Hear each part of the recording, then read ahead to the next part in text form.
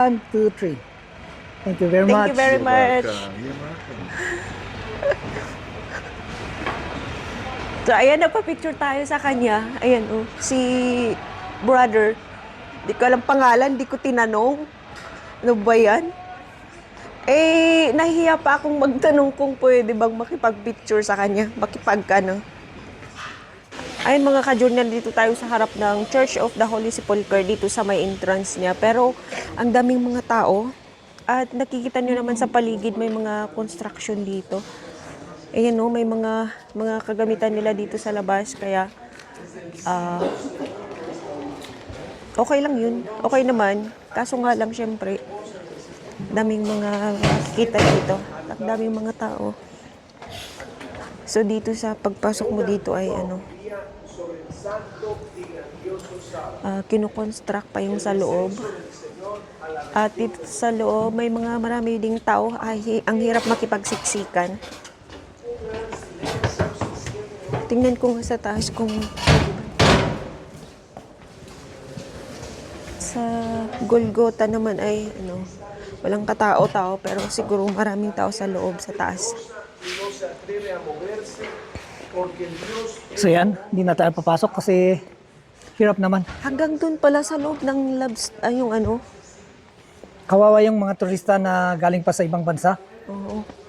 Malayo yung ninakbay tapos gusto lang makita yung pinaglibingan kay Kristo, yung pinagpakawan kay Kristo. Pero biruin mo ito lang makikita yung construction. Yes. Under renovation kasi. Mas lalo sa loob pagpasok mo doon, entrance pa lang meron na agad-agad na Hindi na solemn pero for sure for the next coming months maganda na bumalik ulit dyan. Saka natin balikan pag Pero yung inisip lang namin yung mga turista na galing pa ng ibang bansa. Sa ngayon, kawawa sila. Yes, ang dami pa naman.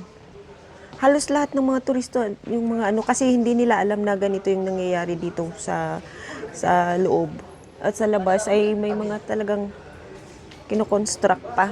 Naayos pa nila. Maayos naman sa loob pero syempre baka may gusto nilang baguhin or idagdag na ng mga videos. Hello Hi. po. So yan yung isang pinaka-importanting lugar dito sa Jerusalem. Yung pinagpakuan at pinaglibingan kay Kristo. Church of the Holy Sepulchre. So dito tayo sa labas. Dito tayo sa may mga souvenirs. Makikita dito, paglabas mo dito, mga souvenirs naman dito. Dito mga kaibigan natin, mga Pinoy. Ayan o. Ito ang exit nito. Ang dami rin nga naman talaga ditong mga mga bilihin. Kung gusto mong mag-ipon ng mga souvenirs mo pag uwi mo, o kaya pwede mong ilagay sa box na lang. Diba? Yan yung mga Jerusalem na Kubuyat. Yeah. Ayun. Si uncle mo ay kuboy. Leather. Yan may mga sulat na Jerusalem. Ayan ang tunay. Ito, tingnan mo yan. Pero, pag hinawakan mo kasi ito, Bibili mo. hindi, okay lang na hindi mo bibilin. Pero, alam mo yun, yung hindi ka tatantanan ng may motor. Hindi ka tatantanan ng mga nagtitinda. Fruit stand.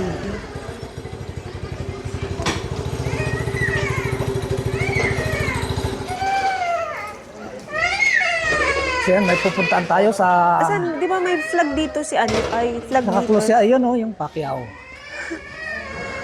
Asan ba yun? Hindi ko ba nakita. Ito sa harap. Harap? Ay, oo. Morning po. Pero may Manny Pacquiao doon at flag ni Yung kabaon niya flag nakagano. ng Pilipinas pero nakakayang video yun kasi andun yung may-ari. Oo. Pinansin naman ako. Good morning. Baka sabi Pag niya. pinapansin mo kasi ang mga yan, hindi ka nila tatantanan. Yes. Pag Bili. pinansin mo siya, nagsalita ka ng isa, umalis ka na para cut. Kasi nagtitinda sila ng Paninda nila. tapos Alright.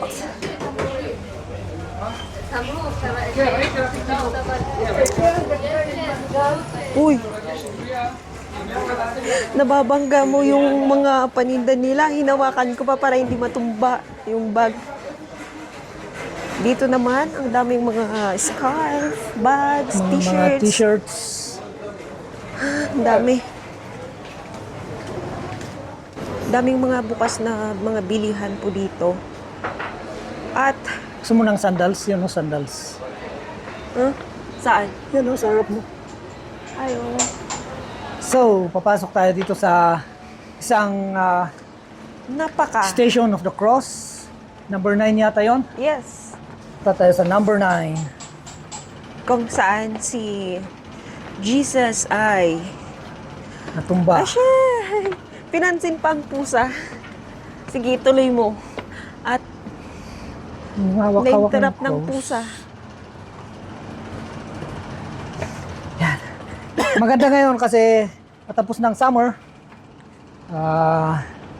Magwi-winter na. In a few months. Kunan ko lang yung ano. Ang ganda oh. Ay! Video. Yung ano, yung clouds, ang ganda. Diba? Ayun na. Ito, dito tayo. Kung hindi mo alam talaga ito, mahirapan kang maghanap kasi hiwa-hiwalay yung Station of the Cross. Pero pag masusundan mo naman, Okay lang. yes. Ang dami mo lang lalakarin. Napagod ako dun sa steps.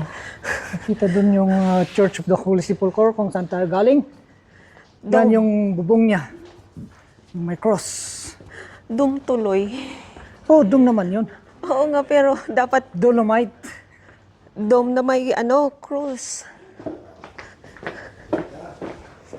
Yan.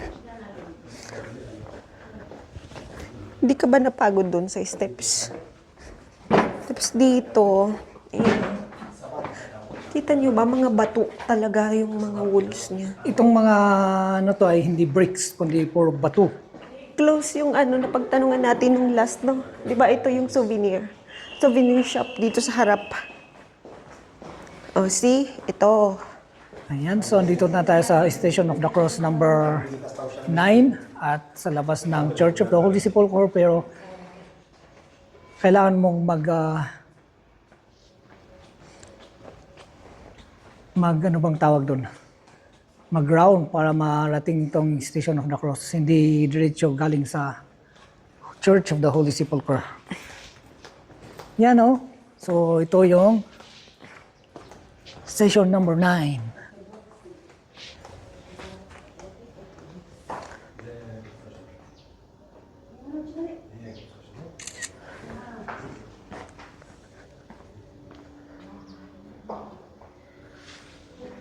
Alright, so punta tayo dun sa Oh, baba, pasok ba tayo? Sa loob? Dito. may parang doom dyan. Tingnan lang natin kung ano meron dyan sa may doom. Ay, close? Bakit? Close ba talaga yan? Or baka pwede namang buksan yan? Dito, tignan nga natin anong meron dito. Wow, super ganda. Nice. Maliwalas din dito. Kahit tignan mo yung, alam mo yun, yung as in na brown. Pero pagpasok mo, malinis. Yung ito, yung mga floors. So dito ay Christian area. No ID, no entry.